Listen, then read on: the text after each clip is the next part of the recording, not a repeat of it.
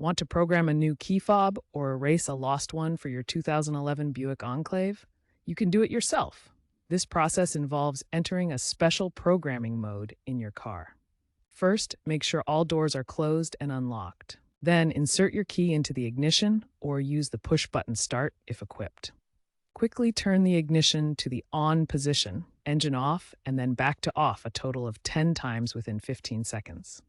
You should hear the horn chirp once. This confirms you've entered programming mode. Now you're ready to sync your fobs.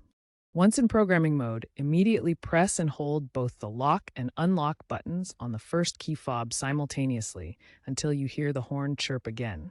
This indicates the fob is programmed. Repeat this process for each additional fob you want to program, up to a maximum of 4. When finished, simply turn the ignition to the on position to exit programming mode.